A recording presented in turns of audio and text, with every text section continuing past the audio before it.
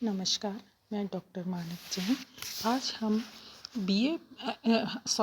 आज हम MA final इतिहास ग्रुप सी के 8म प्रश्न पत्र गांधीयन फिलॉसफी का अध्ययन कर रहे हैं। और गांधीयन फिलॉसफी में हम आज देखेंगे कि गांधी जी का राजनीतिक चिंतन क्या था। सबसे पहले हम प्रसिद्ध दार्शनिक थोरो की परिभाषा से इसकी शुरुआत करते हैं। वह सरकार सबसे अच्छी है जो कम से कम शासन करती है। गांधी जी ने अपने आदर्श समाज को सर्वोदय के रूप में देखा, जिसकी प्रेरणा उन्हें अनटू द लास्ट, वर्णाश्रम, गीता, रामायण आदि ग्रंथों से मिलती है। उन्होंने अपने आदर्श समाज की कल्पना को क्रियान्वित करने के लिए एक आदर्श राज्य के स्वरूप का चित्रण किया। गांधी जी ने आदर्श राज्य व्यवस्था को रामराज शब्द से संबोधित किया। विद्यार्थियों, उनके अनुसार धार्मिक दृष्टि से रामराज्य का अर्थ है पृथ्वी पर भगवान का राज्य।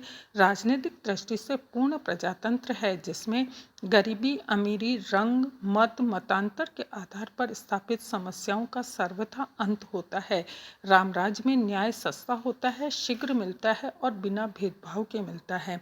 इसीलिए प्रत्येक व्यक्ति को अपने तरीके से पूजा, प्रार्थना, स्वतंत्र विचार, अभिव्यक्ति और लेखन की स्वतंत्रता होती है। नैतिक प्रतिबंध के स्वेच्छा से आरोपित कानून के कारण ही ये सब होता है।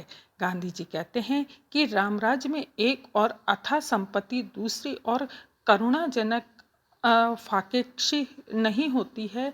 उसमें कोई भूखा मरने वाला नहीं हो सकता है। उस राज्य का आधार पशुबल नहीं होता है। राम राज्य का अर्थ समझाते हुए महात्मा गांधी कहते हैं कि कम से कम राज्य जिसमें लोग अपना बहुत कुछ परस्पर अपने आप चलाएंगे, कानून बनाकर जनता द्वारा उसका पालन करना उसमें नहीं होगा। राम राज्य में फौजी खर्च कम से कम होना चाहिए। मनुष्य संपत्ति या आलस्य के कारण निरुद्यमी न होगा। कोई मेहनत करते हुए भूखे मरने वाला नहीं होगा।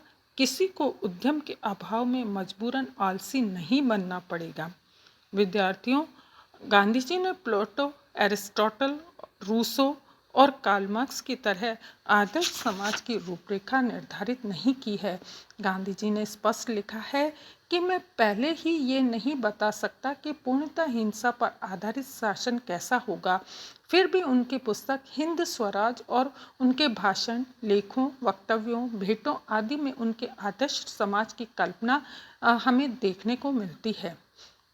राज्य पर विचार। गांधी जी के राज्य संबंधी विचार दार्शनिक अराजकतावादियों से मिलते जुलते हैं। उनकी तरह गांधी जी आदर्श व्यवस्था में राज्य के किसी भी स्वरूप को स्वीकार नहीं करते हैं। गांधी जी राज्य को निम्नलिखित कारणों से अस्वीकार करते हैं। राज्य सत्ता का प्रतिनिधित्व करता है। दूसरा, राज्य संगठित हिंसा का प्रतीक है। गांधी जी के लिए एक अनैतिक संस्था है राज्य। उनकी धारणा है कि सत्ता व्यक्ति की स्वतंत्रता के लिए घातक है। राज्य शक्ति की बाध्यता न केवल व्यक्ति के कार्य के नैतिक मूल्यों को नष्ट करती है, बल्कि उसके विकास को भी कुंठित करती है। गांधी जी का सामाजिक लक्ष्य रामराज्य अर्थात ईश्वरीय राज्य है। उन्होंने इसका शुद्ध नैतिक आधार पर जनता का राज्य और पृथ्वी पर धर्म का राज्य बताया है। गांधी जी के अनुसार राज्य विहीन शासन दमन शक्ति के अभाव में केवल नागरिकों की स्वैच्छिक स्वेच्छाचारिता पर ही टिका जा सकता है। उस चरित्र निर्माण के लिए ये आवश्यक है कि प्रत्येक नागरिक प्रेम, कर्तव्य तथा त्याग की भावना और दूसरों के अधिकारों के प्रति सम्मान से प्रेरित हो। उनकी मान्यता थी कि राज्य विहीन समाज केवल अहिंसा और सत्य के सिद्धांतों पर ही स्थापित किया जाता है। विद्यार्थियों, आज जो हम राज्य का स्वरूप देख रहे हैं, राजनीति का स्वरूप देख रहे हैं, उससे बिल्कुल गांधी जी ने धर्म और राजनीति का मेल किया और अपने राजनीतिक चिंतन पर विचार व्यक्त किए। गांधी जी का लक्ष्य केवल एक समाज बनाना है जिसमें न कोई गरीब होगा, न कोई भिखारी होगा, न कोई ऊंचा होगा और न ही कोई नीचा होगा, न कोई करोड़पति होगा, न आधा भूखा नौकर होगा। सब लोग अपने आप खुशी और गर्व से अपनी रोटी कमाने के लिए मेहनत करेंगे। वहाँ स्त्रियों की भी वही इज्जत होगी जो पुरुषों की है।